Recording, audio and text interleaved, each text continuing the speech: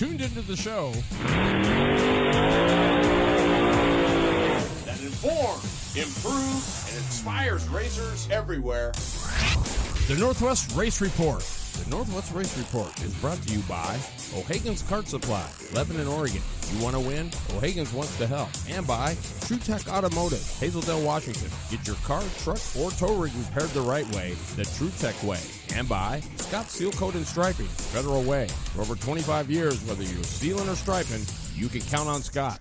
And by Southern Oregon's karting headquarters, Speed City LLC, keeping racers on track with quality support and friendship. You're tuned in to the Northwest Race Report exclusively at terrybridges.com. And now back to your horsepower and performance hosts, Terry Bridges and Glenn Lippy Tower. Oh, what is going on, racers? Welcome to another edition of the Northwest Race Report. I am your horsepower and performance host, Terry Bridges. And, man, am I excited for tonight. Because tonight, we got a special guest in the house. Let's see. Can anybody guess who that might be? We'll take the first one on the chat line. I'll give you $1 if you can guess it. For $2, I'll tell you if you give it to me. Okay. What do you do for $5? I'm not going there.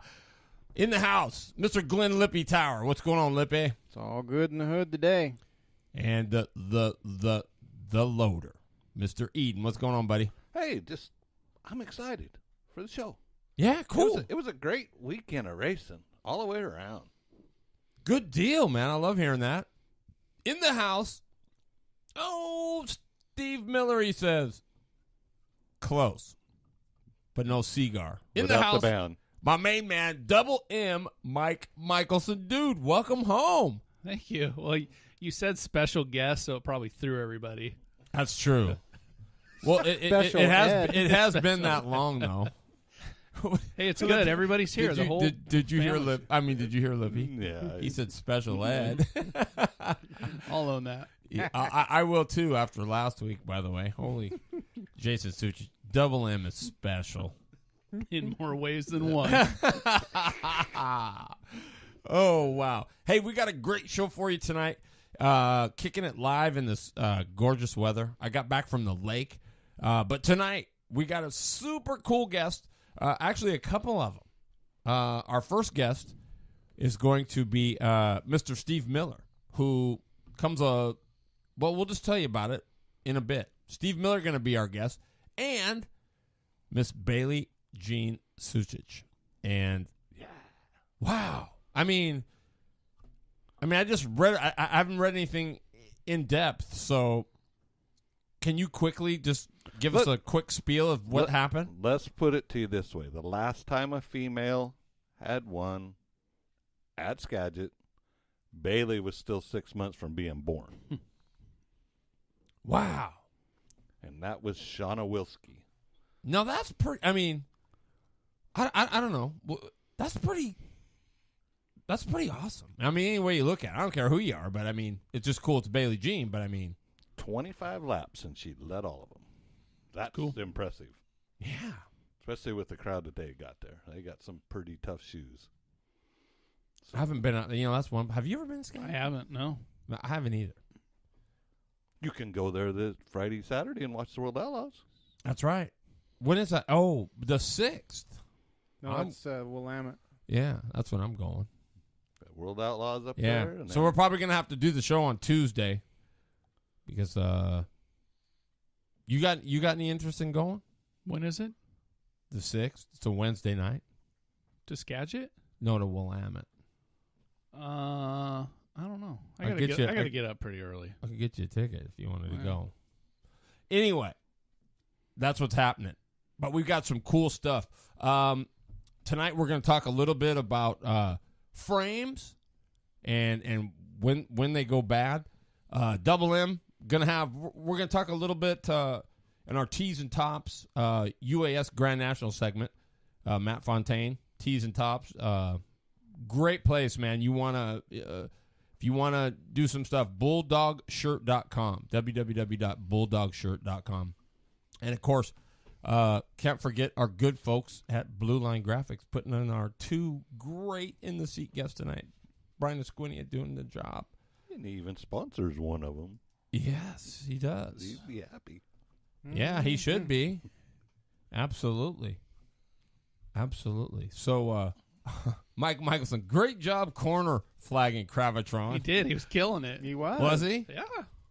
How was he killing it? Let's explain it to me. I want to know. I want to, because I do. I want to know. What do you mean killing it? Was Just like his technique, like pointing the flag was just on point. Plus, he came and told me if I didn't win, he's going to get black flag somehow. So He was also hustling out there. You know, anybody that got on the berm, he was right there and giving them a chuck off and getting them going back out onto the track, you know.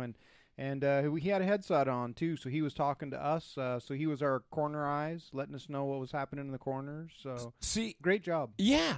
And it oftentimes goes unrecognized, right? Very much so. I mean, it's easy to overdo that. I mean, or overlook that. So, big shout out. Way to go. I gave you the eye. did. At least it wasn't one big one. You see? Yep. Oops. The wheels are wobbling. No, It's good good. tonight. I'm good. No, I know. By this time last week, So nobody they were get off. I saved myself $1. You did. All that nobody could guess that Mike Michelson was our not our guest. I guess I did throw him off, didn't it? He's back. But if I would have said that, they would have guessed it for sure. It's family hour and a half in here now. Yes, it is. Yeah. Yes, it is. And I'm glad it is. So where are we going first? Because we got a lot to cover. Yeah, we do. I'm gonna do really quick. I'm gonna go through and I'm gonna talk the night race. Oh, there you go. I missed it. It was on TV, SWX Sports. Brian Levitan and his gang, I'm sure, doing a great job. If you've never seen Tri-Cities under the lights, dude, it's off the chain. That's all I can tell. I mean, it is so cool. Anyway, 206 Masters, Bryce Peterson, Chris Worley, Derek Biddle, Northwest Kart Dates. Nice. What? Comes down with a third. I heard some stuff came down at the end. Was he leading though? I don't know. He said he refused to get on Facebook. That's all right. It's all right. Trouble. I just wondered if whatever the mess was, if he was leading. It's one thing if you're leading. It's a little bit something else if you're not. 206 senior Kyle Wick on a brand new ride, a CRG. I guess it's pretty choice. D Wang, Dustin Chiesa, stud. Junior 1, Trey Arnzen, Tegan Fletcher, Preston Fransky. Junior 206, Zach Fransky beats Josh Pearson. Let me tell you, upset. And Daytona Arnzen. Upset. Zach Fransky over Josh Pearson. Upset. Big upset. Not that Fransky's no good. That's just a big upset. Tristan Moore won Kid Kart. Aiden Hansen and Madison Persinger. PRD controlled. Ryan Kasner. This guy's been winning everything. 4-stroke, 2-stroke, doesn't matter what he's been in. He's been winning it. Hugler second. Doug Hugler second. HRE Racing Engines. And Ricky Worley, who basically owns PRD controlled. So there were some fast Jose's. Chris Mann wins Rotax Senior. Mike Groff second. Matt Morgan third. Shifters went to Kyle Wick, Monroe Jordan, and Matt Morgan. Junior 3 went to Ellie Musgrave. Randy Word won Tag Senior. True Moore, movie star, no racer, wins Tag Masters. Eileen Richardson and Brandy Strait were 1-2 in the women's 206 or Powder Puff. Awesome. Quickly, West Coast Late Models at Yakima, 19 cars. Not bad. Huh? Not good. bad. That's not bad. Andy Beeman, Garrett Huffins, Rich Peters, Todd Connell, who I have his number. We need to get him on the show. Great job for that fourth place. And Sean Matthews. My boy, the Blingmeister, Max Schroeder, only gets 5 laps in. I think they dusted another motor. I don't know for sure, but Too much bling. it's too bad. No, maybe not enough bling. Okay, But- just checking. You know, hey, you got to start somewhere, and they're doing it. What you got, man? You got some interesting stuff. Oh. Or actually, well, we should. Yeah, we got time. We're doing pretty good. Okay, go. Deming. Jared Gunderson won the 1200s. Steven Hendrickson was second. Zach Keefe is third. I know we're somebody looking for a 1200.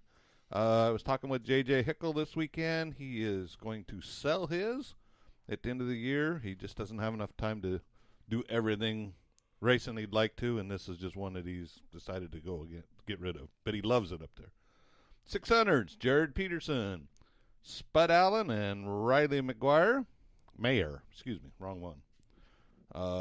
600 restricted went to Colin Mackey, Dakota Drake, and Tyson Limley.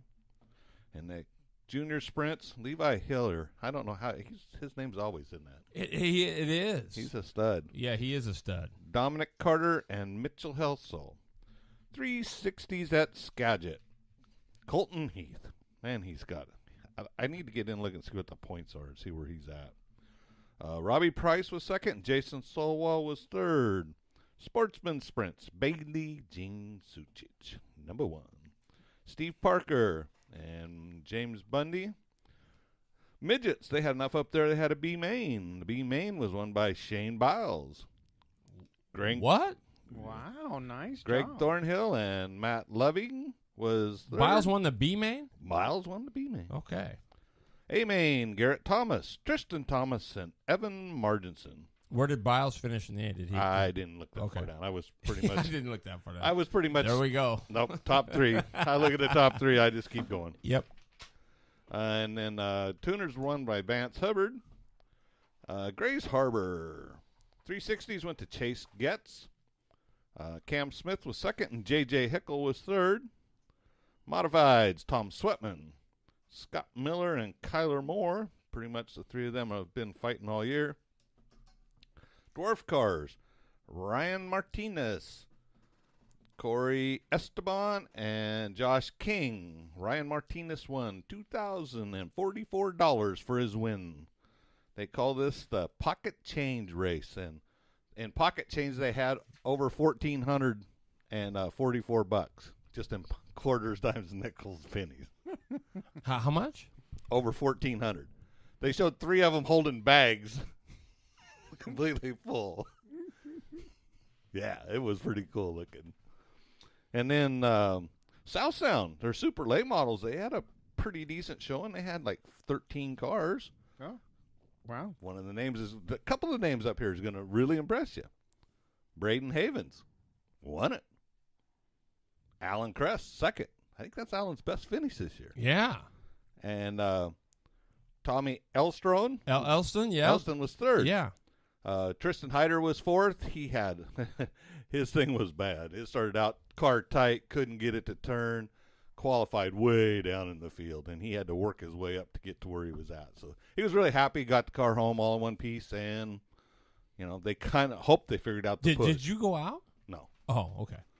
I love it then. You're sounding like you were there. I'm like, yeah. Well, I'm loving it. Yeah, that's good. I talked with. I read Twiston's deal. Enthusiasm is awesome, though. It's everything. The Bees, they had 100 laps for them 4 cylinders. Ooh. Wow. Toby Jenkins won it. T.J. Brandon was second, and Dan Walker was third. Sunset didn't have nothing up on their website. Willamette didn't have nothing up on their website for the week. I do know Willamette. My cousin's husband won. This is Emery? He won 4 in a row, didn't race a race, and he won this one. So he's actually won 5 out of 6 races. Wow, that's awesome. What do you know about Willamette? You got some news about Willamette. Yeah, the cage car's down there. I don't have the exact dates, but I know Sizzlin' Seth Waldall, at least in box stocks, has cleaned house all year. And I believe the Mendezes have put up a bounty on him for the remaining races, $100. $100 If any box stock can come down and beat Seth, they'll get $100. And if Seth wins out, he gets $100. So bring your box stocks down to Willamette here in the next month and see what you can do. There you Heck go, yeah. McDowell. Why wouldn't you? Bring down Oliver. And Let me just say, that'll be a test. Mm-hmm. That will be a test. Cottage Grove, late models, Darren Koffel, Blaine Taylor, and Thomas I can't even say it. I'm not gonna butcher his name. How do you pronounce it? I mean, how do you spell If I it? could pronounce it, I would say it. How do you spell it? It's Hunserker or something like that. Huns or Zikeer. Oh, Hunsaker. Hunsaker. Yeah. Yeah, that's good enough. The Sportsman Sprints down there. Tyler Thompson, Colin Baker, and Cooper Debbins. The IMC Modifieds. Gray Fernando, Jake Maiden, and Bryson James. Rail run anything with wheels on it. IMCA Sport Mods. This is what's pretty cool. They had 29 mods. They had 26 sport mods. Wow. Yeah, that's cool. The sport mod class down there is just booming. We can't get any of them up in Jeff, this country. can you just give a quick difference between the two classes? Well, the sports mod is if you was to do a crate motor, you can run a 604 in the regular mod. 602 is the sport mod, plus it can only run a 2-barrel. Gotcha. So, and they run, they can only do 3-link.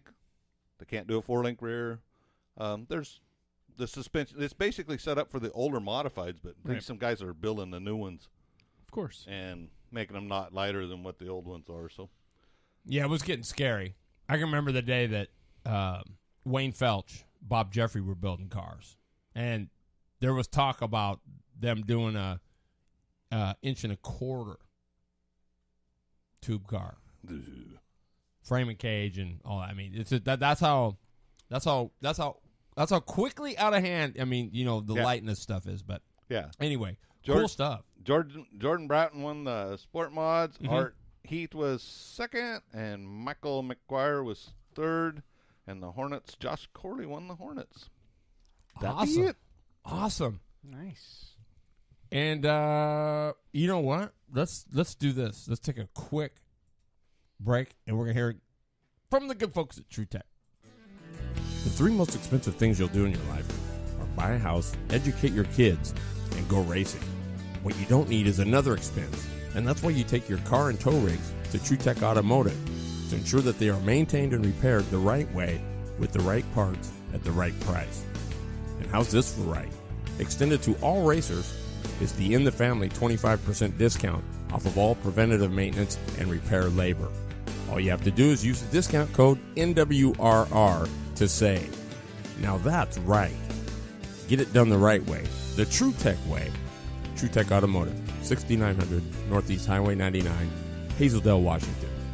360-571-2302.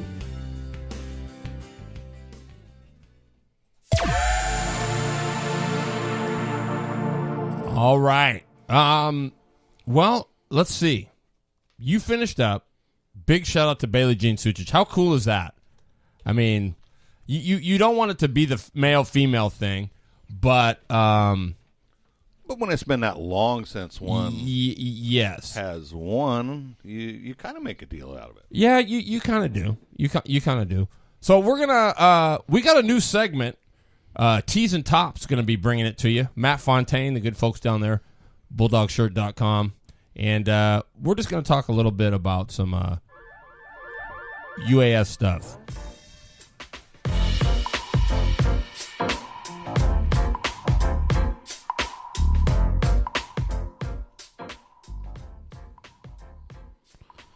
Hey guys, this is your Tees and Tops 2017 Grand Nationals report, brought to you by Tees and Tops.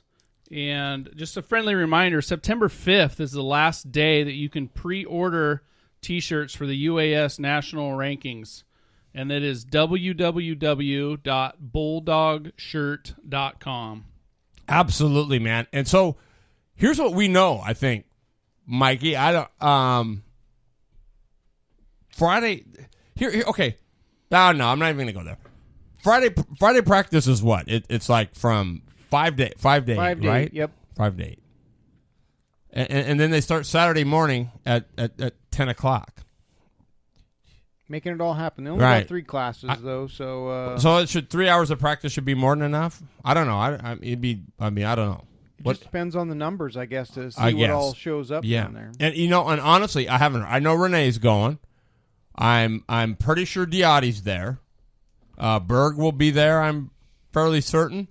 The Iron Man's going. Is Waldo going? I know he's. They were talking about it. I don't know if they're going or not. Okay. They don't have a cage cart class. Why would he? Just to watch? Well, they got the old Outlaw Intermediate, right? What was that? Is that a box stock? I don't know what that is. The Outlaw Intermediates? What is that? I don't know either.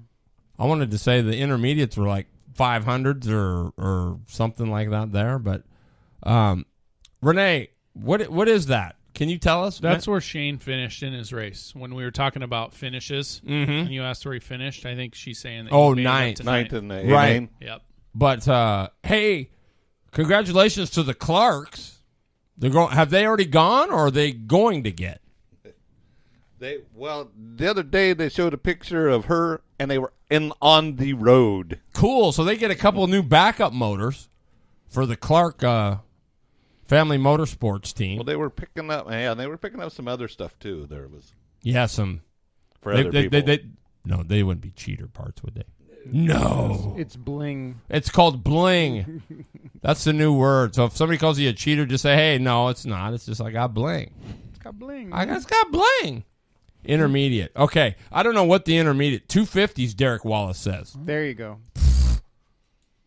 Don't put him in a 250. Sure. Oh, he wants a 250. I know he more does. than Don't put, anything in the and I world. bet he'd roll the wheels off of it too. He wouldn't get back in that box stock. Nope. No, he wouldn't. Okay. No, he wouldn't. Go ahead. So what else do we got? Are we on to? Well, we're kind of on to the. So we got Friday practice from 5 to 8. Yep. And then everything else gets going the next day. You can go to Facebook, and check it out. We looked to see. I don't know. You can jump around, right? You can go to the UAS Arizona UAS page, or you can go to the Grand Nationals page. I don't know. I just wish it was all in just one spot so you could just go to it. But nonetheless, are you going? Are you thinking about going? I know you had thought about it. Yeah, I don't know yet. I don't know if I can get the time off to go. It'd be fun. I'd like to go. Maybe we could go find a dwarf car race right over there. That'd be fun. I bet you Lippy and I could go crew for you if you did. Hell yeah. Hell yeah, that'd be awesome. Victory Lane, baby. That's what are you dangling? Yeah. Oh. My microphone. It's droopy. What happened? Please do not get Lippy started. Jeff, do not even do it, please. Yep. You'll No. be. I'm being good. That's okay. Here, I just crammed it back in there. It seems fine now. Okay.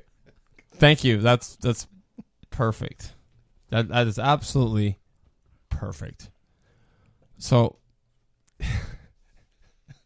Okay, so we're gonna go ahead into the boop, and I have to. Yeah, let's do it because we got a few minutes. I have to thank our sponsors first of all. Bailey Construction came through big time for us, and we really appreciate that. They're a great sponsor.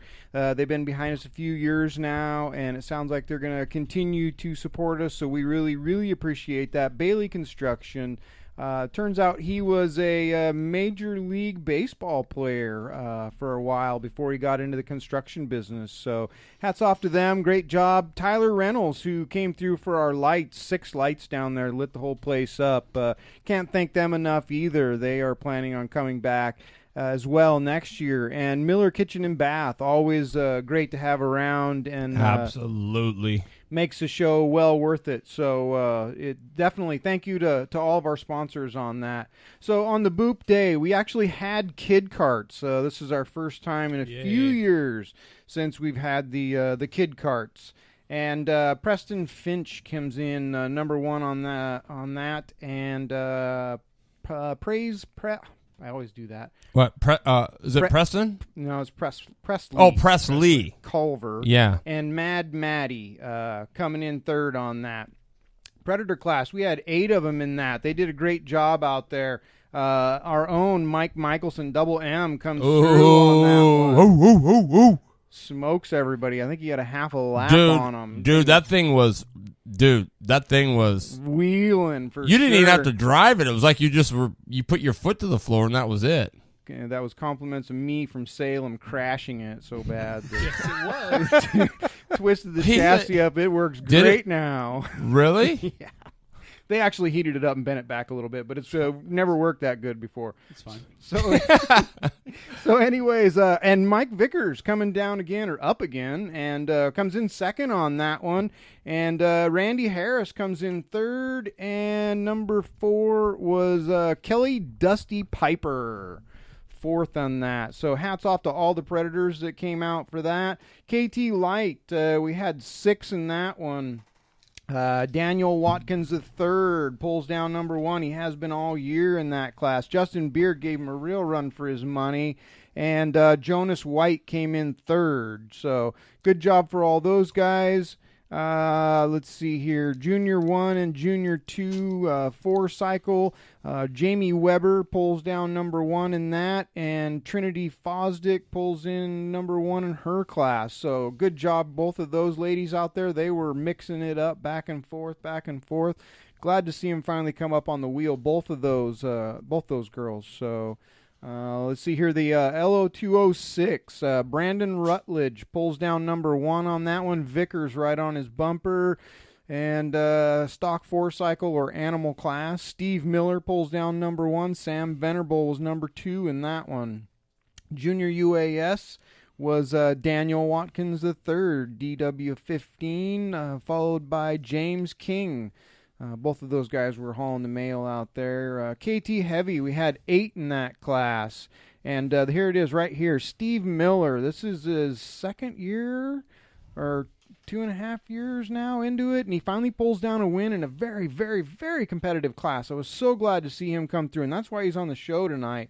That's a big win for him. He's really, really been fighting his way through that deal, and it all came together on that night. Tyler Weber comes in number 2 on that one, Justin Beard number 3, and Brian Williamson number 4 on that one for the KT Heavies. That was actually a pretty good race. All top 4 were just mixing it up all over the place. It was a good one out there. And then our Pro Open, the UAS class, Ronnie Cox handily handles that one. You know, though, I will say this. He was not that good when they unloaded. No, he wasn't. He'll tell you he wasn't. Right. But Fosdick was, at the end, yes, Ronnie was the guy. But Fosdick ran, that thing runs pretty damn good. Oh, yeah, they missed on tires. And around the fire that night, they told me about it, but they missed on tires. Otherwise, it would have been a real good fight. And I tell you what, Chris Hager coming up. Oh, dude, I thought he was the guy to beat early on. When you saw practice? Really good. Oops. That thing was a thumper. Did you hear it run? It barely ran. Oh, it did barely run. Well, here's what happened. So I asked him when they were leaving. I go, "What happened?" He said it was blowing all the oil out of the crankcase. Yeah, I talked to him quite a while last night, and it's actually a pickup problem. So yeah, it wasn't even picking it up; it was just pushing it out. And that's why it was,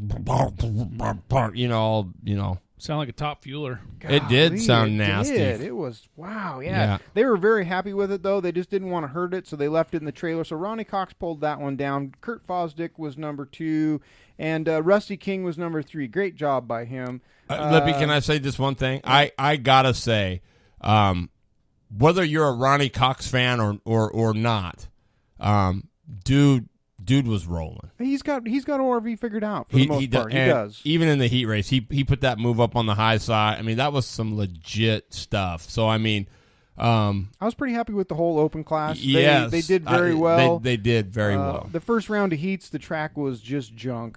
As far as traction wise, so they did a great job of keeping themselves on the track. As the night went on, we got more traction, but we still had plenty of bumps. It was bumpy, but boy. It looked like it was pretty bolted. That big dump of water you put on at the break, I think, made a huge difference. But. Yeah, it did. It truly did. We had 2 lanes. Not a lot of people were willing to try it, but it had 2 lanes. I just want to throw this out there, too. Kevin White was 4th out of 10. That's a great finish for him, too. So. What I'll say with that is, and correct me if I'm wrong, Mike, but what I've seen from Kevin White is a 180 in maturity, right? You know what I'm saying? Just as far as his old attitude when he's behind the wheel. I think he's he kind of respects it more, I guess. Before it was like, I'll jump in, I'll drive this thing, now it's you know what? Wow, these things are a handful, Well, yeah, and I need to. If you don't respect these, you've got a problem. Yeah. Because I don't know anybody that can drive one that doesn't respect it. Yeah, I mean you would, but you know what I mean. Oh, yeah, As no. far as Kevin goes, his whole. He's progressing well now. Yes, and he's calmed down. He's a lot more level. I mean, he's still excited, and that's great. But it's that balance that he's got. That's at least that's what I think has been Kevin White's strongest suit. Singletons. I don't know what the problem is there. They just don't have any motor. It's just they haven't been able to do anything to it money wise. They just haven't been able to afford to go where everybody else has gone. So it's still just pretty much a stock motor. It might have a camshaft in it and some head porting, but not much. Not like everybody else has got. So. And and they hit and miss on the setup too, which is unfortunate because I know. For me, in a lot of ways, I get tired just watching them. You know what I mean? Yep. We'll do the next day after this. Oh, Steve Miller, hang on, buddy. Alrighty. Your favorite drivers and people of interest in the motorsports world. It's time for In the Seat, powered by Blue Line Graphics. Well, Lippy, you can attest to this. Our guest tonight, anybody else 2 years ago probably would have kicked the thing off of a cliff and said, that's it, I'm done, I don't want any more, I can't take any more. But this guy didn't. He stuck with it, and that's proof in the pudding right there is it's all about sticking to it. And our guest tonight is one of the great people in our sport. Glad to have him on the show. Steve Miller, what's up, buddy? Hey, Terry, how's it going? Good, man. Thanks for taking the time to be on the show tonight. My honor. Well, so, dude, you go from even last year was okay, but the year before that and the year before that, I mean, it was kind of like, were you ready to throw in the towel or what? You were having a pretty rough go of things. No, I wasn't ever thinking about giving up. I mean, it definitely wasn't easy off the start, but any of the success that we have had, definitely made it well worth it and, mean a lot more. So. Yeah, for sure. But you got to admit, so there wasn't one time when you were at the shop you wanted to kick that thing off a cliff and just say, I'm done? No. I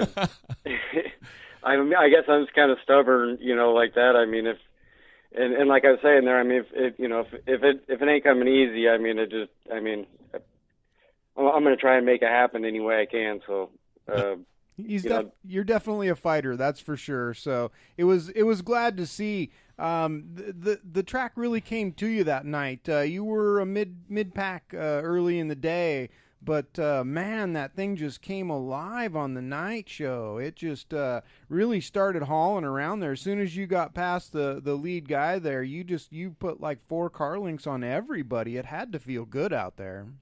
Oh yeah, it just seems like there's so much grip at night. Running under lights and stuff. I definitely like running at night like that, and there's a lot of grip out there. So. Yeah, definitely. So what cart was that you were on?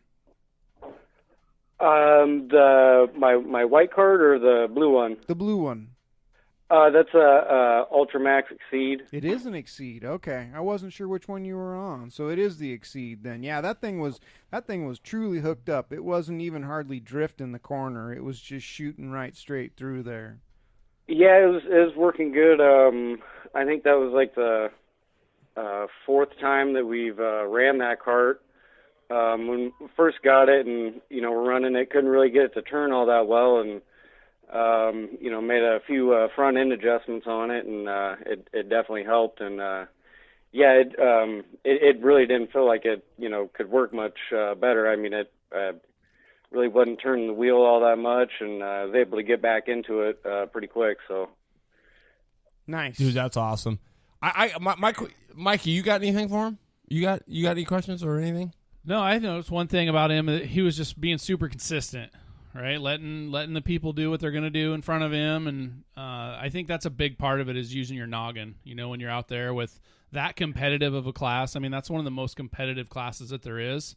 And to be as consistent as he was, it was pretty awesome to watch. I'm glad that he got the W because you could tell that they'd been working all day on that thing. So yeah, for sure. Well, that one there, when I went out and practiced, because we did a bunch of work to it from the race before out at Rainier, and kind of overlooked a few things. I went and made a half lap in practice, and the whole hub and the wheel came off, and I had to get that fixed. But I guess, you know, like you were saying before, I mean, kind of, you know, got to go through some hard stuff, and then, you know, it eventually pays off. So. Oh yeah, you pay your dues. I mean, stuff like that you're gonna pay. You know, but you'll learn from that. I mean, that hub will never fall off again. That's why, you know, it's always it's good to make a list. It's good to have that checklist at the end of the thing so you can go back through and just kind of quick. You know, did I check that hub? You know, that's a. Oh yeah. Sometimes when I get done running at the end of the day and, you know, get back home and clean them up and stuff, I'm surprised how the thing ever finished a race. There's more stuff loose on it than there is tight. And, it definitely got to go through and double check it. So that's for sure. At least you're going into the shop and doing something when you get home, not just leaving them in the trailer. I also have to put a shout out. Yeah, well, I leave them in there for a few days, especially after the last one. Been pretty sore and beat up, but feeling a lot better today. Nice. That one, I believe, also had a Hugler motor on it, and the class has kind of been a monkey see, monkey do, and we've seen a lot of the Collins stuff out there, but that's the first Hugler motor I think I've seen out there in a while, so that was impressive also. The one that I was running on that was a CMC. Oh, it was a CMC. Yeah. Oh, okay. Oh, great! Donald, hang me now. And then we were running a Berkey clutch on it, and that was the first time that we were running that this year. So it definitely big difference. I liked running that clutch. Yeah, big difference on those. That's a pretty fresh one too. I think when you got that, I'd just gone through that one, so that's a good clutch. It's on there, definitely worth having. Do you know what a Berco clutch is? Nope. The turbo clutch? No. The Berco clutch. Have you heard of a Berco? I don't even think he was around then. No, I haven't. Yeah, you would. You remember the old Berco? Don't look at me. Do you remember them? Wow, you don't remember the Bercos? That was an axle clutch, right? No, they did have an axle clutch. I'm just going to quickly tell you really quick, Steve Miller, so you know. It was a clutch as you know it. It was pretty small in diameter. I don't know exactly what the diameter was, but it was a steel drum, and it had a center pivot that slid down in and it was the hub had steel shoes on it, 4 of them. Oh. And it had little brass arcs that some were full, had the 2 holes in them, so you could put the 2 holes in on the shoe, or you could move the 1 hole back and have the banana really hanging off the end, to really give it some weight. And then they had a ring that went around they were an Allen head cap screw on top. And you put this ring right around all 4 Allens. So when it tried to do that, it would have the ring to resist it. And that's what you ran. A lot of times that's what you ran on the open stuff was a dual ring, one on top, one on the bottom, to really hook it up. Phil Fowl was probably the king of the Berco. He was pretty good. Yeah. A lot of people struggled with it. But, it's like he said, he was at the Grand Nationals one year. And he came in, and Mike Burris's dad, Bob, they called him Old Man Berco. But he said, hey, how does your clutch feel? And Phil said, dialed. And Old Man Berco told him, good. Then go put more weight on it. and so that's one of the things to remember, because I'm out there and I'm listening quite a bit. There's a lot of slippy clutches out there, and it's you're just tearing up stuff. I mean, it's so if it feels good, always put a little bit more weight on it. There you go. According to Old Man Berco. But anyway, good stuff. Yep. And I also have to do a shout out to you, Steve, also, because you run. How many classes did you run down there? 3 or 4? I ran 4. There was 3 of those classes that ran all day, and then I ran KT Light, just the main. Yeah, see, so this guy, he's in it to win it. Yeah. Classes. I figure if I run more, I got more of a shot at doing something with it. So the more you run, the more chances you got to win, right? Yeah. Oh yeah. Well, and not only that though, too. Kind of the more you run out on the track, you kind of get a feel for what it's doing and where you want to be and when you want to be there. Mm-hmm. Finally, Definitely. before we let you go, but what do you want to go anywhere with this? Are you wanting to move up to cars eventually, or what are you thinking? Are you? I don't know. I mean, I'm having fun with this, right now, and I just, it's the coolest thing that we've been doing in a long time, and enjoy the racing. But then even just the camaraderie with all the people out there.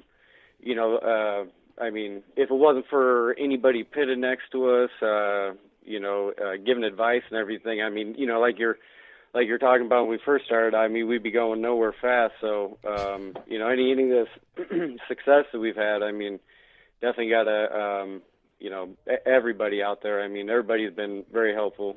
It's one big family out there for sure. Everybody jumps right in if you got an issue or have a need. So that's what makes it so much fun. So yeah, it just makes it that much better. I can't say enough about that. Yep. What has karting meant to your family? We actually probably get to spend a little bit more time together because I mean, otherwise, we work a lot, so we actually get to take some time off and not have to think about any of that stuff and just kind of enjoy it for kind of being out there together and just enjoying racing.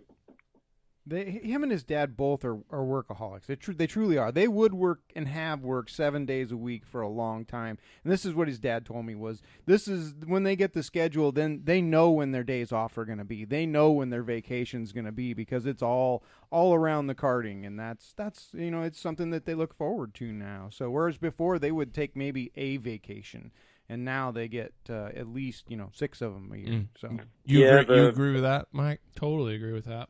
Yep. The last vacation that I can remember taking was probably 10 years ago, and that was when we took time off and went down and did my sister's house for her. So it's been quite a while since really had a break. So you actually went down took vacation from work up here to only go down there and work on your sister's place. Yeah. Working vacation. That's I love crazy. it. So are you going to Arizona? No, we're not going to make it down there. We'll be at ORV there on the 16th. Oh wow! Because somebody said you were gonna run a UAS kart. Oh, I don't know about that. Yeah, I don't know if I'm ready to step up to something like that yet. But who knows? Maybe one of these days we'll go test one out. Does it interest you a little bit? I don't know. I'm actually just having fun. I don't know about that I'm going to be running 4 classes or, consistently, but I'm kind of having fun doing that for now. It seems like once you kind of jump up into that class, you're just kind of, working on just that. So, but I'm having fun running, a few and, just more laps I can put on, the funner it is. So, dude, that's so awesome. Well, I can't say enough about you, your family, just you've kind of taken CKA by storm, honestly. I mean, they're a great bunch of people. Yeah, you want new people like your family all the time. If we could get that, man, karting would be back in its heyday. That's all I can say. We actually got his sister in a cart out there on the Boop night, and she had a blast. Now, is that Oma? Is that did she? Yeah. Yeah. No, she. I thought she did pretty good too for first time running out there. So was that Oma, right? Venable? Yeah. Okay. Yeah. Yep. But she seemed to enjoy it too. I know with their kids there being younger, it might be hard for her to be able to do something like that. But I don't know. I mean, we'll see what happens. Yeah, that's cool. It is cool. That's really cool. She was winging that thing, so it was good to see. She had a good time. Well, it wasn't her, so let her buck, right? Yeah, hey, there it Yeah. is. Heck yeah, man. Well, Steve Miller, man, thanks for taking the time to be on the show. You're only going to get better, and like I said, if all the new people that came into the sport were like you and your family, man, this thing would be we probably wouldn't have any problems. You know what I mean? And that was a big win in the Yamaha class, anyways. A big win out there. So glad to see that. Thank you. Yeah, for sure. Man. Appreciate you having me on. Well, you got to come live next time. We're gonna get you in when we'll try to. I'm gonna get a 6th mic, so we'll have we'll have it going on, man. But we'll get you back on here very shortly. Okay. All right, sounds good. All right, Steve. Tell your dad hi and tell him thanks a million. Okay. Will do. Thank you. Have a good night. Okay, buddy. Bye. Bye. Steve Miller, dude. What a guy. Yep, he's a good guy. I mean, that's what you want. We'll be right back. We got another guest coming up here right after we hear from the good folks at Speed City. Racing, it's preparation, it's focus, it's attention to detail. And when you try to take shortcuts, it shows.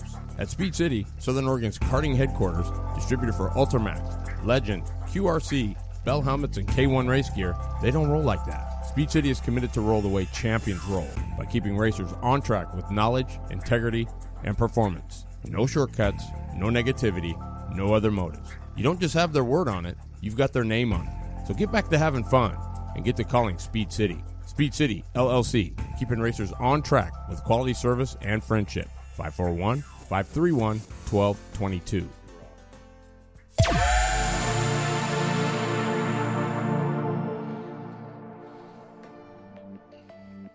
Oh, baby. Bailey Jean, hang on, baby. Okay.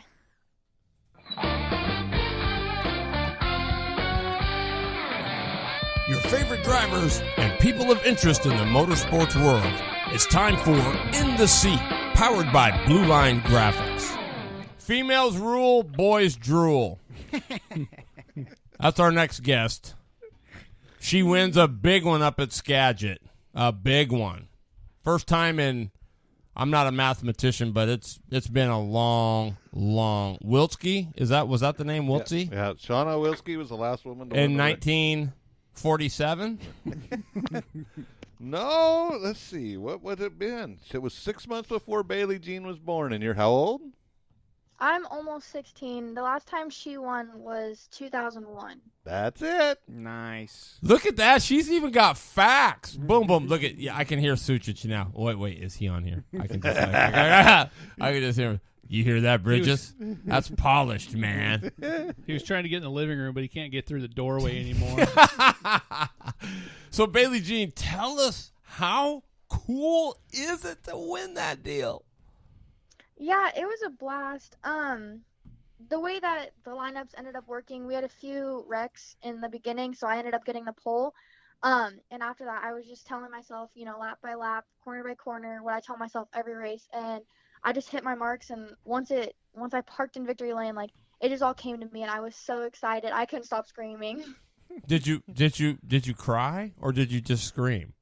No, I didn't cry. I thought I was going to, but I was just screaming. Once I got the white flag, at the last lap, I was just so pumped, and I told myself, you got to stay calm. And then once I took the checkered, my fist was out there pumping. I was screaming. Oh, heck yeah, man! I'll bet, man. So I heard your dad, they had to bring him in on a stretcher with oxygen because he was so excited. I mean, how was he? How did he react? Good. I called him afterwards, and because race monitor wasn't working, I guess, and so he had no idea what was going on, and so I called him afterwards, and he was all sorts of excited for me, and obviously he wanted to be there, but he wasn't there? No, he was working at Banks. Oh man! Well, wow. Boy, I'll bet he's sorry he wasn't there now. And race monitor wasn't working, so. Boy. So, how good was the car? The car must have been really good. Yeah, the biggest thing with that night was just making sure that you were to stay on the bottom, because there was just a thick black line of shininess, and if you could keep your car straight and on the bottom, I mean, you were fast. So that was my biggest thing. Had to roll it down on the bottom, go a little bit slower than what usually everyone else would, but I put it on the bottom and it turned into victory lane. So That is so cool. Now, who actually works on the car like during the week? You go and work on it? Your grandpa works on it? yeah, so the car stays in my house during the week. Me and my grandpa do pretty much everything on it. Well, sometimes we'll have a few guys come up and help us with different things, but for the most part, me and him work on it all week. And then during the races, usually Corey Fagerly is my pit crew chief. He actually missed this race also. So he was kicking himself after that too. So who was on the radio with you, Grandpa?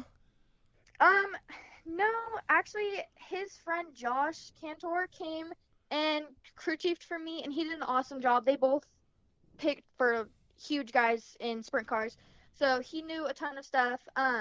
He came and crew chiefed for me. Of course, my grandpa was there. He does a ton of stuff, but they know a little bit more about the sprint cars just because obviously it's my rookie season, so we're still getting into it. They know a lot. So Josh was my crew chief for the weekend. But I had, my great uncle Fred Crabtree, Jimmy Crabtree, Brian Hickox, my grandpa, Randy Wood. All of them were helping me that weekend, and every one of them contributed to help me get that win. Wow. I mean, I just got to ask you, how cool is it to work with your grandpa? Just kind of like you and grandpa out there. Yeah, it's definitely brought us a lot closer. He's for sure my biggest supporter, he's my best friend in everything. If there's ever a problem with anything, I know I can always go to him and count on him for whatever I need. If I tell him to do something with the car and he doesn't necessarily agree with it, he still will do it for me because he wants to give me the best of what I need. So I love him to death. Wow. Bailey Jean, I can't believe how polished you sound. No, I mean it. You really sound polished. I mean, I'm impressed, thoroughly impressed. Thank you. We get people on here that have been doing it for years that can't carry it. Yeah. I mean, wow. I'm just floored. Who's the other young lady that's running in the sportsman sprints with you? Ashley Johnson. She took quite a ride, didn't she? Yeah, she was actually in front of me on the start, and that's one of the reasons how I got the pole was because she was in front of me and she wrecked out. But yeah, she started in turn 2, and when I was stopped and looked back, she was already in turn 3. So she had cleared the entire back stretch, and thankfully she's okay. So that's what I was just going to ask if you'd. Yeah, they showed pictures of it, and I thought, oh my gosh, you didn't nudge her, did you, Bailey? No. There were a few cars in between us. Oh, okay. I actually had to go on the outside of her so she didn't flip into me. So, did you have any restarts in the final 10 laps? Was there any cautions? No, there wasn't, thankfully. Yeah. After there were, I think, 3 cautions, 2 reds, just within the first lap. We hadn't even gotten a full lap, and there were so many wrecks. I don't know why everyone thought they could win it on the first lap, but stuff happened. So after that, I had the pole, and then we got the green, and we were all good to go. I ended up lapping 2 cars, and I kind of wanted a caution before I got to them just because they were kind of battling it out, and I didn't want to get in between them, but I didn't get that caution, so I had to go through them, and I timed it pretty good, so they were both spread out, and they both kind of floated up the track anyway, so I had a clear undershot. And then after that, there was only like 2 laps left, so it was a pretty good race. Dang. How many laps do you guys get up there? 25. 25. Wow, that's a big track for 25 laps. Yeah, and then having Steve Parker chasing you, did you know he was the one that was behind you? Yeah, I did. Just because over the race saver when we initially started, they gave us a lineup, and I knew he was back there. I know he's a great driver, and actually a funny story, when we got to the track, we didn't realize it, but we had forgot our stacks at home and our air cleaner. So he actually loaned us stacks and a filter for that we could run home and grab ours. So I ran his stuff during hot laps and qualifying. And so after the race was over, he came up to me and he congratulated me. And he was like, "Man, I shouldn't have gave you all that stuff. You ran out there and beat me." So he's a great guy, though. That's awesome. That is awesome. That's awesome. So, did you keep the stacks and say, "Oh yeah, here's your stacks"? No, I gave him back to him, and I obviously said thank you so much. And they're all great guys. I love racing at Skagit. Everyone's so willing to help. It's a great environment. Wow. I mean, I don't even know what to say. I mean, so what about this winter? What are you going to do? What do you got going this winter? The winter, I have a few different things that might be happening. Obviously, I'm going to go down to Salem. I love that track. I've raced there for, I think, almost 4 years now. How much did your dad pay you to say that? Sadly, nothing. I should get him an endorsement or something. I'm dead. I'm dead. Jason. I'm I dead. feel like I bring a few cars down there. Oh, I love Get this something. girl. Yeah, heck yeah. You just went to announcing. I'm done. I'm done. Yeah, but Bailey talking Jean, about you better maybe- tell him to keep me there. No, I'm just kidding. Oh yeah, talking about maybe running a 250 cage cart down there for Ooh. Mario Mendez, so that would be cool. That would be way cool.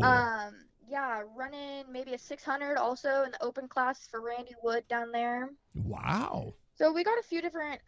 Someone else also offered me a 600, so I don't know. We got a few different rides we're looking at. I just want to get in a car, go fast. I don't really care what it's in. Maybe Wow. she should just drive my dwarf car for me down there, and I'll just sit in the bleachers. Don't say that, check because the she air will. pressure. Because she It's will. true, I will. Well, maybe he'll let you hot lap it. Whoever goes Yeah, quicker, fine. whoever goes quicker gets to drive it. Bailey, have you raced? Have you did much at Deming? As far as racing at Deming? Did we lose her? I don't know. Bailey, did we lose you? Oh no, it just started cutting out a little bit. I think we're good now. Okay. Did you hear him? He said, "Have you Done much racing at Deming? So I started the season and I was gonna race a full season there, and then I had an accident. I remember and I ended that. up going to the hospital. Yeah, and so after that we were kind of skeptical just because it did make me miss a race at Skagit, and we really want to try and get Rookie of the Year this year. So after that, I told myself that I will no longer run Friday night at Deming and then Saturday at Skagit. I just don't want to risk it.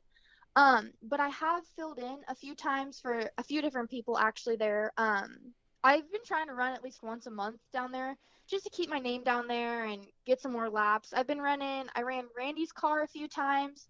And then for the Big Al Memorial, I got a chance to run James Bundy's car. He races a Sporty also with me at Skagit. And it's actually my old 600. So I got to run that at Big Al's, and we didn't have luck on our side for the mains. Ended up overheating one night, a Saturday night actually. So we didn't get to finish the main, but other than that, we were quick in qualifying. So I'm trying to run as much as I can down there. We have a couple weeks off at Skagit, so I think I might go down there and run a few more times before the end of the year. Cool. I was just wondering, because you see so many like Colton, Jared Peterson, and Colton doesn't seem like it matters what he crawls in. He's good, and that's just lap time too. That's. Yeah, and that's the way I look at it. Is Deming has a lot of good competition, like stiff competition. They're really good down there. So just the more laps I get down there, it's the better for me, and just makes me a better driver. Well, that's it, and that's the way to do it. More laps, more driving. Wow, that's pretty cool. Well, so from here, can we expect you in a Ford Focus Midget anytime soon? Have you thought about that, or? I've thought about it. I don't think personally that we would buy one. If I was to get a ride in one, I would for sure be 100% down to drive them. I think they're super cool. I love how much they travel. I personally love traveling. But I don't think that we would ever buy one ourselves just because we have our Sporty, and obviously our next step would be to get a 360 and do it open. But like I said, if I was to get a ride in it, yeah, it'd be cool. Yeah, that would be cool. That'd be super cool. What about a late model? What if you got a ride in a late model? Would you try it? Oh yeah, I would. I've already been trying to seek out some people because running dirt and asphalt, it gets your name out so much more, and a ton of people go to Evergreen Speedway. That's where I would race. So yeah, I've just been trying to see who's needing a driver. I'm always ready to drive anything, dirt or asphalt. I've raced both of them my entire life. So. You have business cards? No, not Get yet. some. I have a website and everything. Get some. Business cards. Hand them out. Just hand them out to everybody you see. Say, hey, if you need a driver, I'm your. That's what Roush's guy did. Yep. Who was he? Just retired. Roush's driver, or he used Biffle. to not Biffle. He used to drive for. He drove for Gibb. Edwards. Carl Edwards. That's what he did. Mhm. He made a business card. He took out an ad in all the magazines. Said, hey, if you need a driver, here's my name. Here's my here's my stuff. Call me. We'll talk. I'll send you credentials. Sometimes you got to think outside the box. And you never know. And you never know who calls you. You might get a call from somebody back. Hey, man, let's give this girl a shot. Boom. Yeah. So that might be something to think about. Yeah, I've never thought of business cards. It's a really good idea, though. Cheap, easy, right? I mean, So there you go. Yeah, thank you guys. Yeah, sure. That's what we're here for. Yeah. Well, hey, Bailey Jean, thanks so much. I'm looking forward to seeing you at Salem so we can talk in person. But, gosh, congratulations on a huge milestone. I mean, you did it. That's something nobody can take away from you. So it's pretty wonderful. Yeah, thank you so much. Yep. Thanks for taking the time to be on the show. I'm going to get thank you guys for having me. I need to get you some stickers. So your sponsor is kind of my sponsor, so we need to get on him a little bit, right? So He's on here. He's on here. Yeah, he is. Esquinia. Come on now. Have you gotten yours yet? Me? Yeah. For what? NWR, did you get your decals yet? No. Brian? Anyway, Bailey Jean, thanks a lot. I'm looking forward to seeing you at Salem. And what's next for you? Where are you racing this weekend? I'm actually not racing anywhere this weekend. I'm going to go watch World of Outlaws. I got a chance to talk to Jason Sides today a little bit about racing and what I did this weekend and what he plans on doing this weekend. But I'm not racing. I'm going to take the weekend off and just go watch World of Outlaws at Skagit on Friday and Saturday. Awesome. Bring your helmet in case anybody needs to fill That's in. right. Bring your suit. I'll bring the gear bag, put it in the back of the car. There you go. You always do that. Let that be a lesson to you. Hey, thanks again, and we'll see you soon, okay, kid? Yeah, thank you guys for having me. You bet. Anytime. Bye-bye. Bye-bye. Right. Here's the funny. How sweet is she? Oh, here's a good one. Rocket sent me this deal that says Shauna's last win at Skagit. He was on her pit crew. Really? Yeah. The Rocket pitted for Shauna. Wow. And Bailey Jean, boom, wins. She's the first female to win since then. That's pretty impressive. Hey, here's what I want to know before we go get into the loader segment. I want to hear about your dwarf car and how it was, and you know.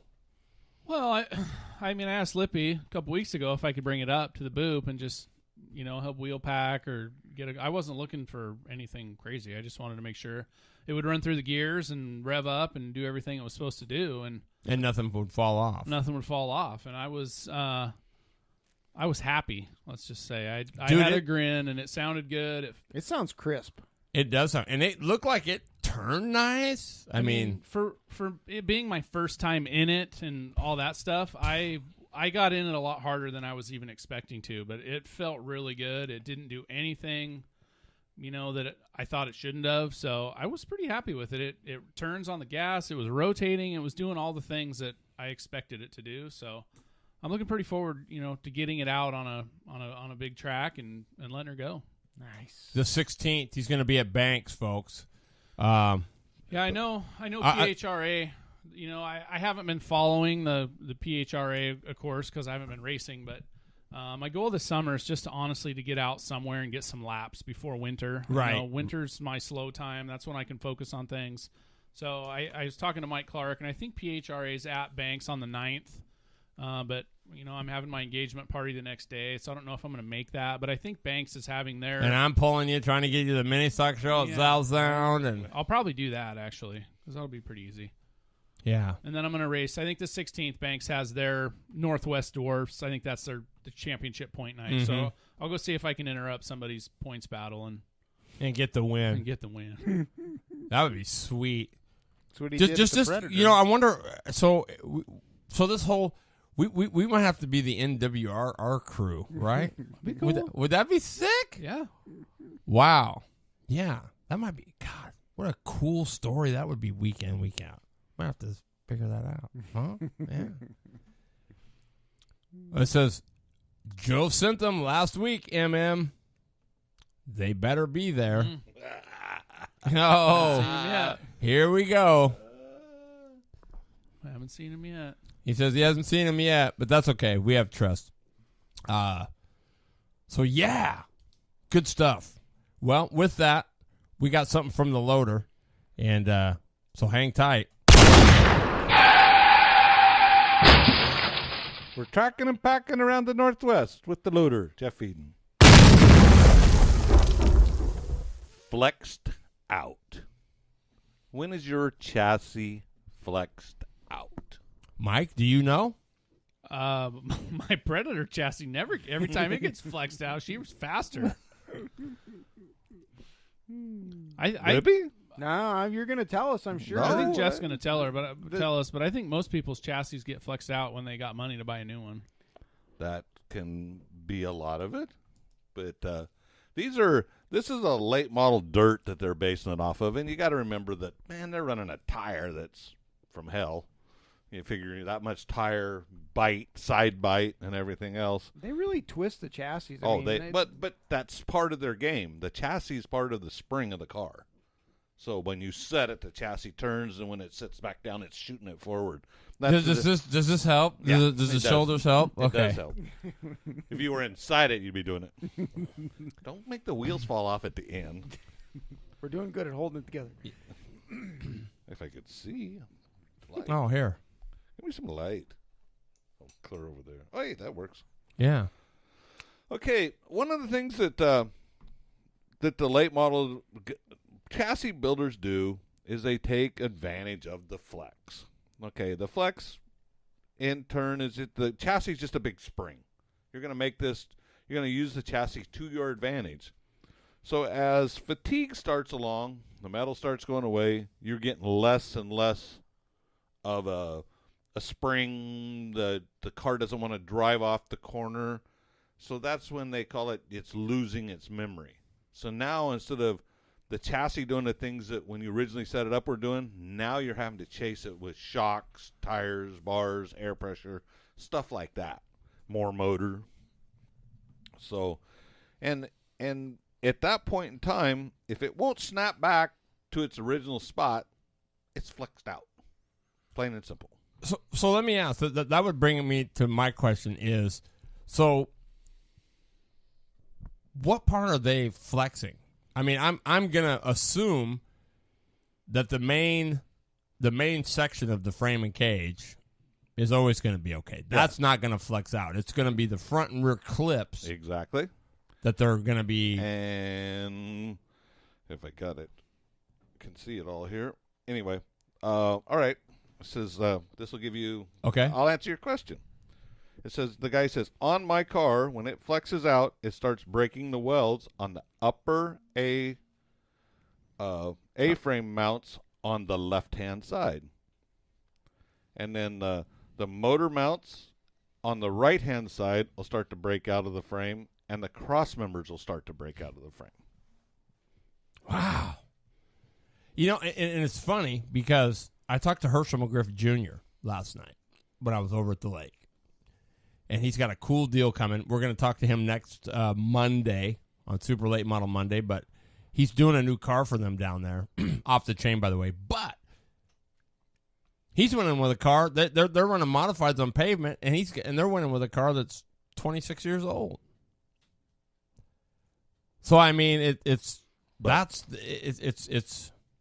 But maybe dirt's a little different. I believe that pavement's more forgiving, in my opinion of it. And you're only running a 10-inch wide tire to start with, so you can only put so much down. You can only twist it so hard.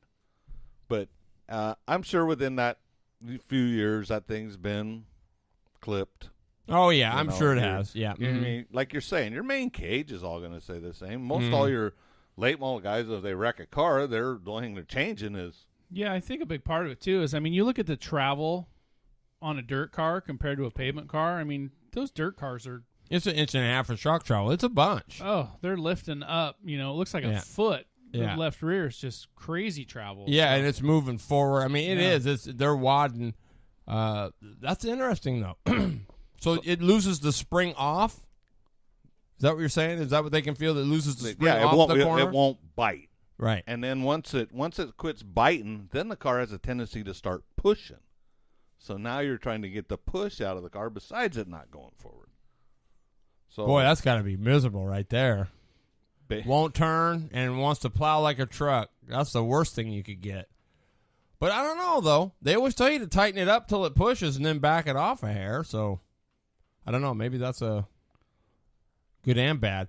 Well, Jeff, when you said that, it brought back Kyle Wick. I was talking to him on the last week. We touched on it basically, and he said the same thing. He says, I can literally feel when I come into the corner, bum, bum, bum, bum, bum, bum, and I downshift and go to pull off, I can actually feel the rear spring of the go-kart propelling the car forward.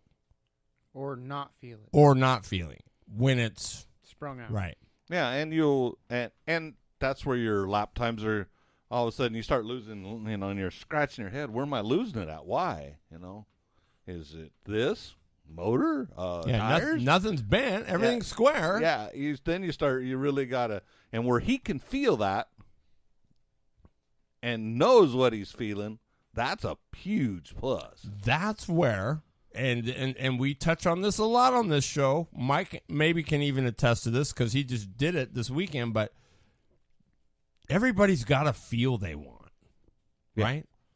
And until you know that, it's pretty hard to do anything, to determine whether your car's flexed out, to determine anything. I mean, I don't know. That's what determines a driver, in my opinion, because I've got some people that have been out there for a while, and they don't feel it. They don't feel it. Whether it's grip, whether it's bite, whether it's spring, they just don't feel it. They just mash the pedal and steer. And other people can feel that stuff, and that's what makes a driver. I agree. I mean, and I think a huge part of it too is the ones that are working on them.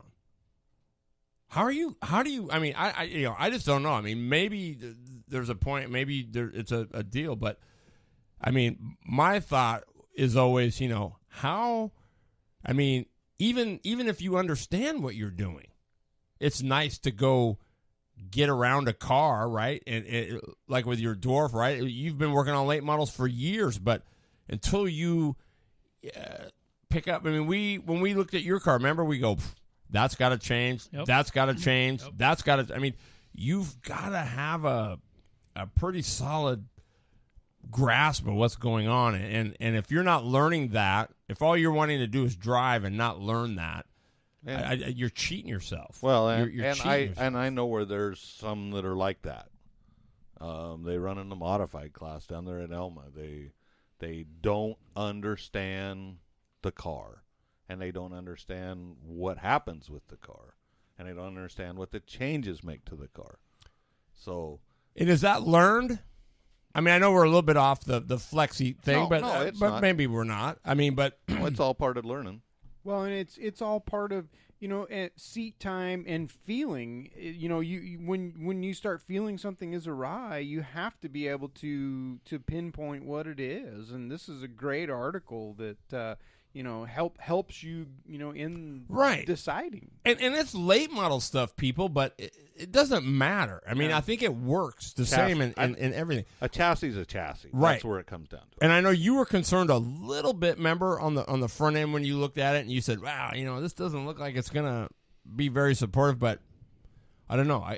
There again, until you're in that arena for a long time, I mean, is it hard for a late model guy to go in there and say, well, this is that ain't going to, Well, I think part of it's just being familiar with your stuff, right? If you're not familiar with your stuff, and if you don't, I've seen a lot of stuff this weekend at the Boop as far as maintenance goes that I just kind of shook my head.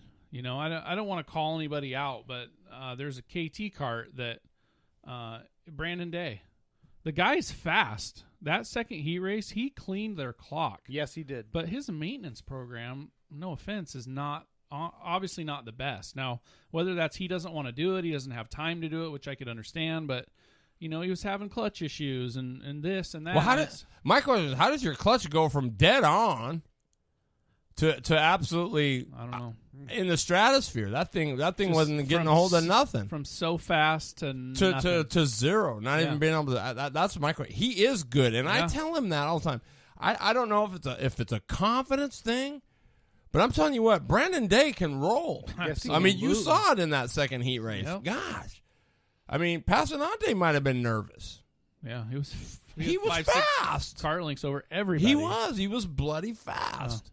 And I'm going to tell you, so was Ronnie. Mm-hmm. And he said it too in his car when he took his slack out.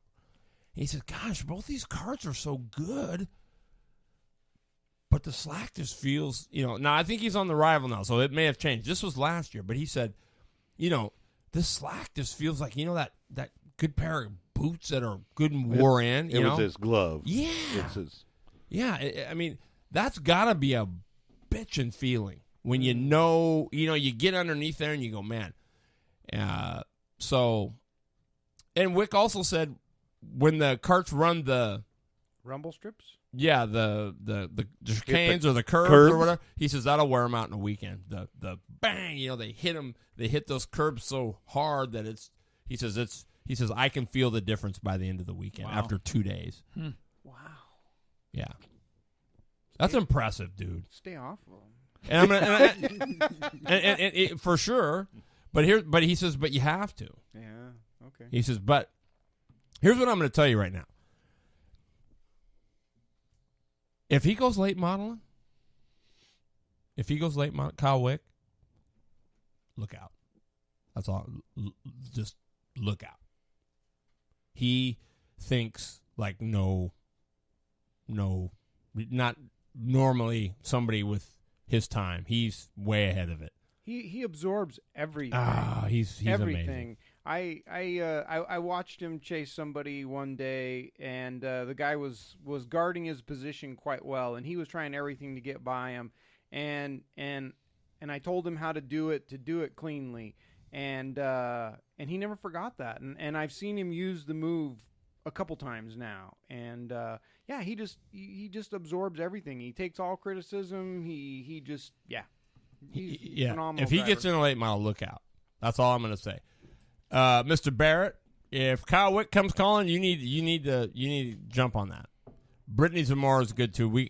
I can't wait for next week. That's going to be interesting to see what all folds out because they're down in Willamette. No, they're down in Utah.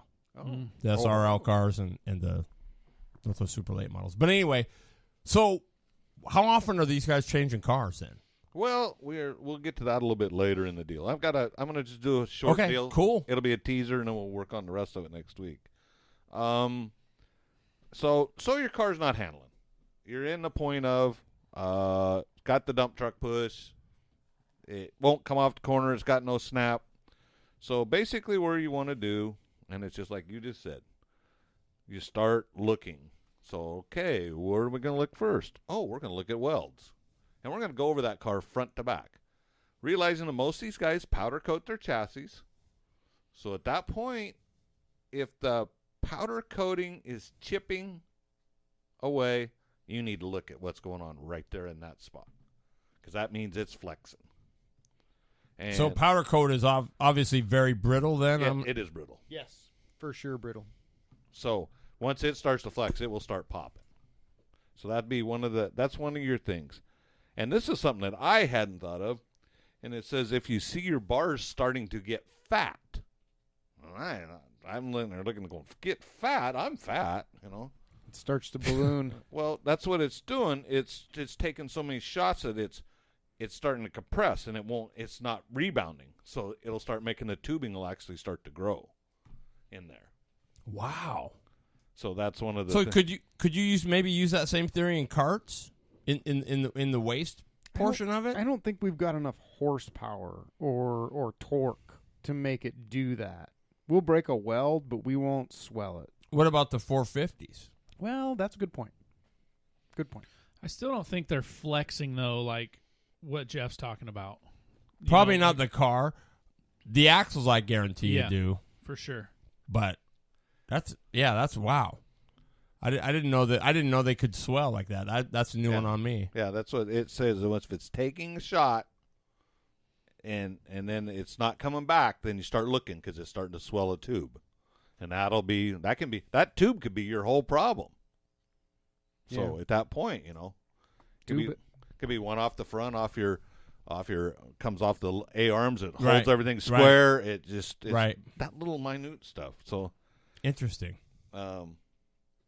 I think we're going to leave the rest of this because I got about 2 pages here that have got some really good stuff in it. But I was gonna ask on Renee Angel says that's why we don't run offset carts on asphalt. I agree. What about Phoenix? I don't run offset carts on the dirt. Ooh, you're giving away your speed secret now. It's just it's one of them things that I believe that on a weekly basis, I mean, with the modified, it goes up on its stands, and everything's off of it, and we look at each weld. I mean, we start at the front. There's a set of eyes goes down one side, and the other one goes down that side, and then we swap around. That's how we nut and bolt it. You both have put your wrenches on it. You both have had your eyes on it, and I believe that can last to the longevity of the car, because if you catch a crack, right away, you can contain it. I mean, there's a lot of things that I think a lot of people overlook, and that's one of the things that they're talking in here on the longevity is keeping eyes upon. Same with a tube. If it's a short tube, you can just cut that out of there and fab in a new one. And sometimes you got to really look. It can't be just a once over. I mean, the thing number one, it's got to be clean. Yeah, you can't go weld hunting with a dirty ride. I mean, it's just beyond. And then you look at some of the stuff and you go, and they wonder why they're not fast. I mean, it's just like I don't get it, but. That being said, that's some interest. The tubes especially. Like you said, you don't think it would happen in the go-karts? Well, the 450s, yeah. Maybe. Very, very well could. There's a lot of torque in those things. So. Well, the other thing that happened a lot of times that was happening with some of the Rotax guys is they were breaking or splitting the tube underneath the motor mount where they couldn't see it. No. Right? It would crack or break there, and then they were wondering why, God, what the heck is going on with this thing? But then they go and jerk the motor off, and they find it's broken underneath right in the middle of the motor mount where you're not off. I mean, you're there, but you're not really, that's the last place you're thinking anything. And you're starting to have a problem, and you can't figure out why. Well, there's a spot, But one of the things I was just going to ask about that is I know, like with Ronnie and those guys, are those a rifle drilled axle? Or are they solids? No, they're gun drilled. They're hollow. Because it's really kind of funny because last year there was an article, if I could find it, I'd love for you to read it. But these modified guys on different tracks were going to different axles for every track. So they had, they had a bunch of axles. So they knew if I'm going to get to this track, it's dry slick. I want this thing to wind up. There was different. Well, and I don't know if too many guys play with that. I mean, everybody's so weight conscious that they go, well, geez, I can't run a solid axle because those are heavy. Well, if you think about it, when I was at the bike thing, I was listening to Brad he's number one in the country anyway, and his Brad Baker was talking. And they go so far as to put weight on the inside of the rim to help keep the wheel buzz down, to keep the tire from over. They're actually they'll slowing it down. Yeah, and they're putting counterweights and stuff on the stuff. So. You like all that free revving stuff, and it's super light, and it's you got a super light crankshaft, and you got all this neat stuff. And on one end, it helps you. On the other end, it could probably be a a detriment, right? You know, the thing, you put your foot in it, it goes kaboom to the moon, right? Because it's so light and there's nothing on it. So I don't, you know, again, there's so many cool things. I mean, so many variances. There is, man. There is. There's a million things, right? To kind of combat that. And then that doesn't wind up the car as much, right? So you're not needing to wind it up as much. So I mean, geez, I mean, it's like the circle of life, right? You take any link out of that, and it affects all the other stuff. I mean, that's why. How many times have you done it? You know, you say, "Oh yeah, I'm gonna hook this thing up and I'm gonna do this and that." And you hook it up and you go, "Oh yeah, clear down over here." Oh, holy crap! Now now it's not gonna fit because this thing's it, right? I mean, you just don't get that. So, Did you struggle with any of that on your dwarf? Not yet. I probably will. Why would you say that? Because I know how it's going to be. I mean, you look at the guys that race those things. I mean, Jeff can contest to this. There's some shoes out there. I mean, you look at these top 4 or 5 guys that Martinez, consistently Esteban, win these races. I mean, Lemon. You're going to have to be on point to keep up with these Lemon's guys. actually the one that Diotti keeps showing up at his house on race day. Yeah. Well, he's probably paying him a noodle to be there too. You can bank on that. But you know, you can tell watching that man what Mr. Diotti's help is worth. Mm-hmm. Making it go for sure. Well, it says, "Oh, no problem, Brandon Rutledge." Sean Carr says it's all a tuning tool, and you are right. I mean, let's face it. But we hopefully, you know, I think, Jeff, what I would do is these are the cool things that we try to bring you on the show that say, hey, so now when you struggle and you have that mystery problem, that to me, that should be the first thing you probably go for, is to check for broken welds or cracks in your car, you know, chassis or frame or whatever. Yeah, and it doesn't, even the go-kart guys. Yeah, it's any of it. I'm just using this. Yeah, it's it's just great. The article's Yes. just a late model dirt, which is probably the most abusive thing on a chassis there is out there. Right. I mean, you got a 14-inch wide tire with 700 horsepower turning it. Yeah, you know, and it's like, holy moly, when they lay that thing sideways, the side bite on the thing is humongous. Well, you know, and I'm just here to tell you, I never knew that. I never, you know, you think about, oh yeah, you put your bars up here and you do that. You need to go on YouTube if you haven't done it.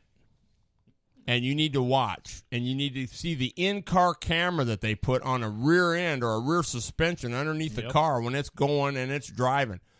And let me just tell you, my mind was boggled how all over the place that thing was. Violent. I mean, it's amazing. It's amazing. They last 25 or 50 laps. No, it really is. I mean, seriously, because that rear end was all over the place. Yeah, we were when we were looking at changing over to the biscuits aisle. He told me, go on YouTube and look at this, and I was watching that, and I was going, holy moly! That's I right. didn't realize that. Yep. Just driving through it's like this. It's just flopping in there. And people tell me, you don't need a brake shock or a third leg. You don't need a sprung. You know, it's like, don't even tell me that. You go watch this thing, and you tell me if that doesn't make a difference. And it's still only traveling, you know, 3/4 of an hour. I mean, it's like unbelievable. Yeah, it's absolutely nuts. But it is. It's all a tuning tool. And like anything else, tuning is work. And so those that want to work at it, you have to put your time in to make it work. You do. And the more time you put in ahead of time, getting on the scales, putting different offsets on, spending 8 hours in the shop doing all that, now you've got it all written down. Now when you go to the racetrack, you know when you put a 4-inch offset on the left rear, when it drives, you know, it's going to do this, or you've got a fairly good idea that that's what you're going to get. Yeah, I mean, and we do shock sliders. I mean, we make those changes are all done right there at the scales. Right. This is our dry setup. This is our tack. This is changed after heat race. I mean, we have the system, but every week it goes on the scales, and we do. I mean, so you've got all the measurements. What if you had to completely go from dry to wet, or heavy, right there on the grid? you could put everything on and all the ride heights would be the same. Yeah. And you're pretty Yes, confident. in your percentages? everything's preset. That's sweet. That's the way It's you all got to do preset. it. That's the way you got to do it. So, Terry, can I give you Double M's happy thought of the weekend? Oh, my gosh, yes. That's just be cool. So Monday, when I got back out in the garage, I had unloaded all my stuff from the boop on Sunday and got everything, cleaned up and hosed off and oiled and everything. And Monday night, I was out in the garage looking at stuff, and I got to looking at the right side of my cart, and all my, I used my cool orange duct tape for my striping and stuff, and it was all perfect.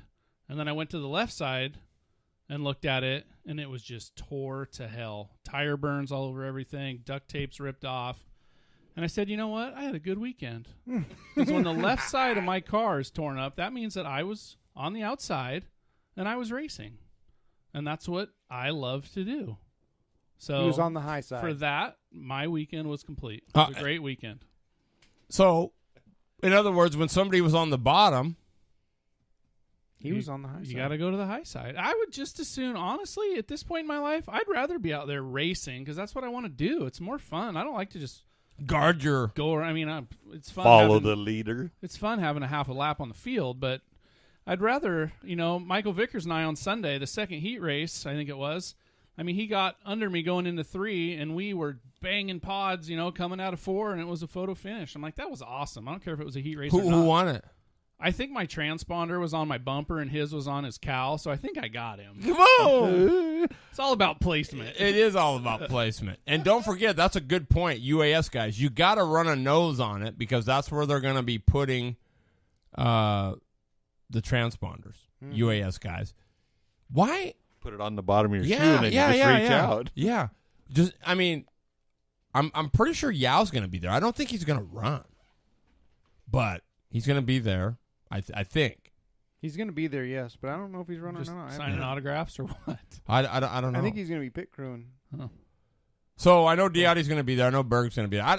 It'd be nice to get I guess I'll have to get on. And if somebody's on the bottom and holding you up, it's probably the 44. So go to the high side. Oh, Or you just wait till his carburetor quits working and go around it.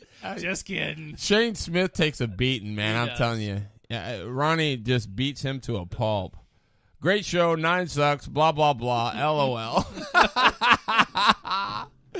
Hey, we appreciate you guys. Thanks a lot. We're going to be back next week doing it up. Don't forget. Oh, boy. I got that a little loud. Hey, don't forget. Super Late Model Monday. This next Monday, Herschel McGriff Jr., the legend, going to be on the show with us. And then next week, I got a pretty cool story. I'm going to tell you all about it. You're going to have to wait till next week. It's really awesome. How are we in points? We should have a total by next week. It'll be, this is actually, I believe, our last show. So Is this the last one? So I'm going to have to cough. Yep. I'm going to have to go get those cards. Yep. Good deal.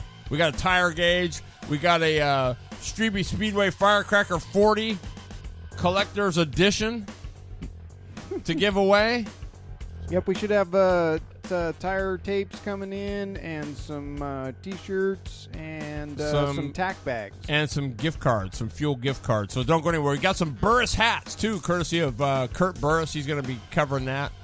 So, and Mark Bergfeld's going to be given, I think, a 3-year subscription to the winner. Man. So it's going to be, I know, it's tough being a host. You lose out on all that cool stuff.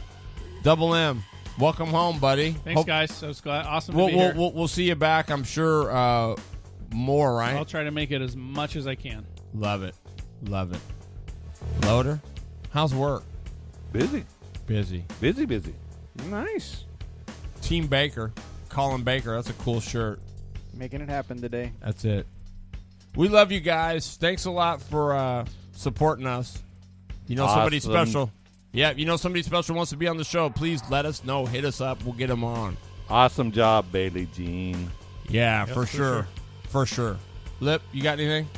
Thanks to my sponsors, Bailey Construction, Tyler Rentals, and Miller Kitchen and Bath. Absolutely. Great folks. And big shout out to Brian Esquini at Blue Line Graphics. Tees and tops, Matt Fontaine, www.bulldog shirts. Bulldog shirt, SHIRT.com. Get in there and get it ordered. Folks. Yeah, September 5th, that's it. So come on, get your UAS Grand National commemorative T-shirts. Order we love you. mine tomorrow. We'll see you next week.